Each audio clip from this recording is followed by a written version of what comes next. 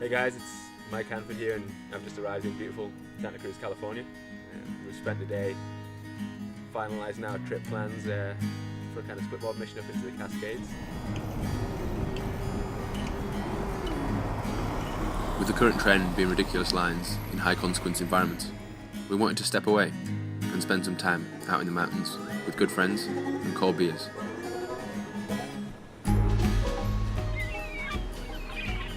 But as with all journeys, we start how we intend to continue, leisurely at best.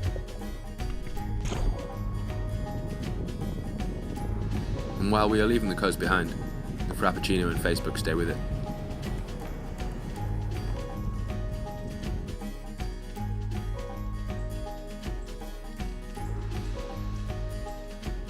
The warm glow of the campfire replaces the phone screen. As the morning breaks, we begin climbing Mount Lassen and meet with our Cascades guru, Jeff Steele. He's been climbing here since the age of 8, choosing a foot-powered approach and more than enough insight into why volcano season is starting to be a thing.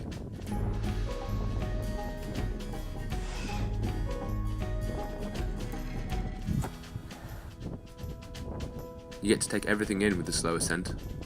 It's peaceful in these mountains.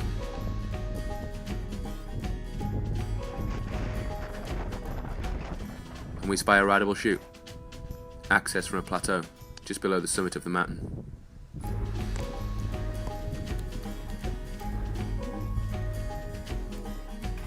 The perception of those first turns is often far from reality. The volcanoes have a lot to teach us. That's fucking horrible! The first little bit of ice doesn't stop us, but does slow us down and reminds us to respect this foreign environment. The open face carves like butter, every step up worth it for another turn down, as the day's vertical gains melt away. We replenish and indulge, Thank you. and turn deeper into the wilderness. Our first crossing into Oregon reveals crystal blue waters, trapped high in a mountain lake. Obviously prioritised it very, very well. Cheers. And all the beer. Serene and encapsulated by roads, we ventured as far as Crater Lake.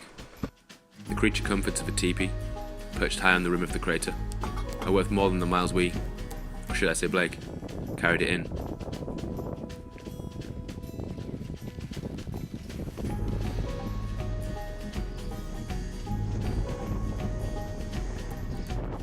Right above us stands the watchman, lazily gazing over our turns.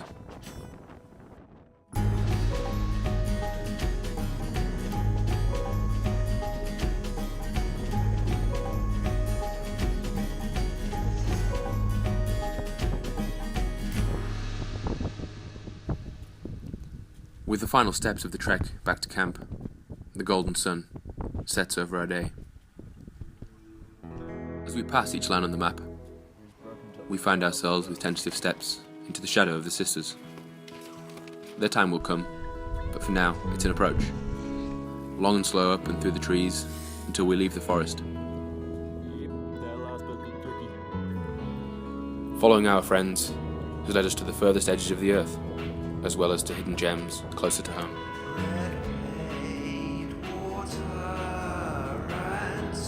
The turns lie in full view of the town below, but we have them to ourselves, as we do our best to follow the leader.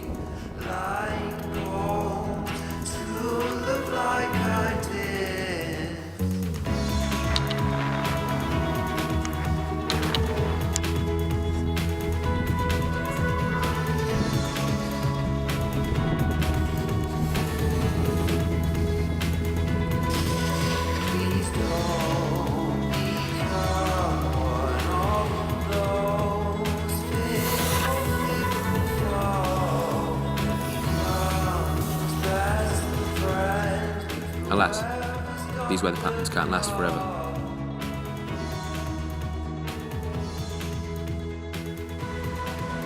As the storms roll in from the oceans and over the mountains we are trying to inhabit, we are temporarily forced indoors, but with every boutique IPA, another view of the Cascades rides above Bend, Oregon.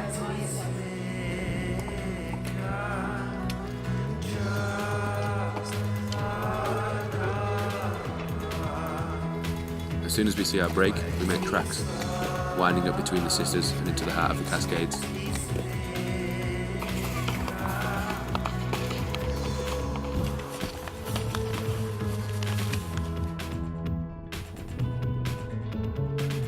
The calm is short-lived. The winds that blew away the storm return during the night. And the sun claws back the life from the cold of night. We venture south to the obvious peak. Around bowls and along ridges, we are forced back from the summit.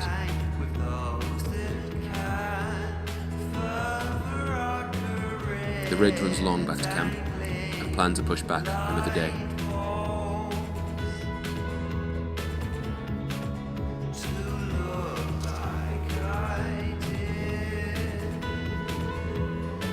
Again we climb. The mountain air becomes thin as we reach towards the sky, slowing us down to become more in touch with nature. Until we reach the first summit of the journey, a goal, but not a destination. The persistence pays off, with the longest run and the smoothest turns we've found so far.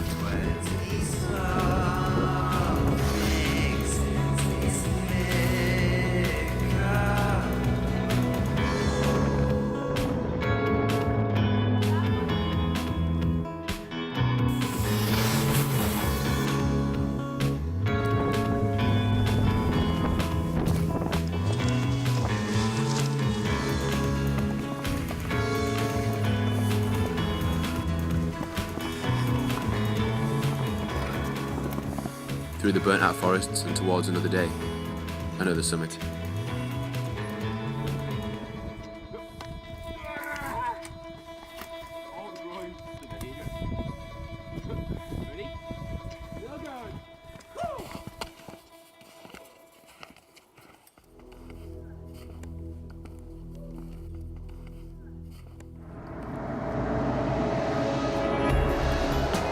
We just woke up here in Red River, and we've noticed it's getting a whole heap warmer. We've had a busy few days, and volcano season is in full swing.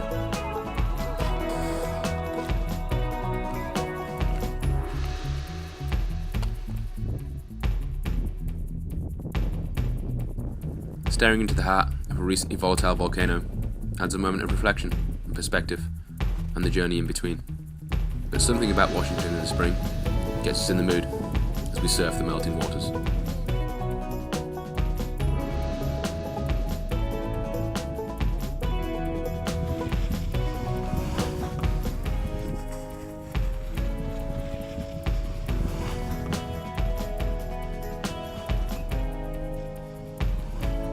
As the warming snow melts through the arteries of Mount St. Helens. For as far north as we have come, the southern forecasts are turning, and we begin to retrace our steps. Yeah. Hazelnut chocolate, please. The locals here are as tough as the rock forming the volcanoes we stand. Marissa guides us up Mount Hood, above the park kids and their man-made playgrounds.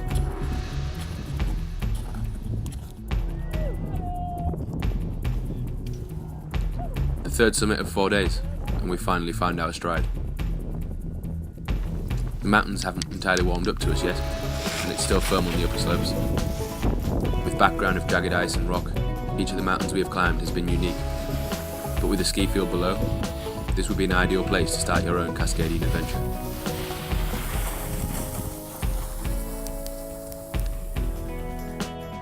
For us though, we are on our way to our final and most demanding stop of the journey.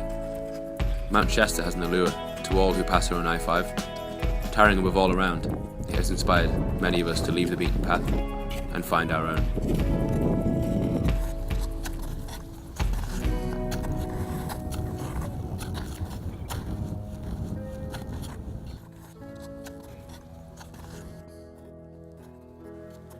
Standing on a small crux, surrounded by a group of like-minded individuals, friends from all over the world that have found themselves together again, climbing these mountains of rock and ice we call Cascadia.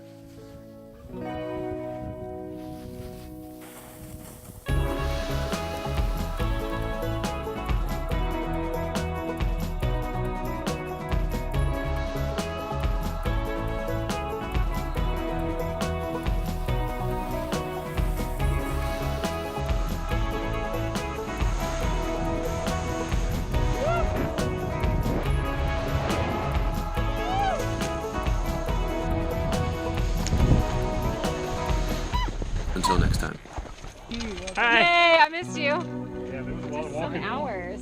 How's it Good. going? Good to see you, bud. Yeah, you too. I'm so excited.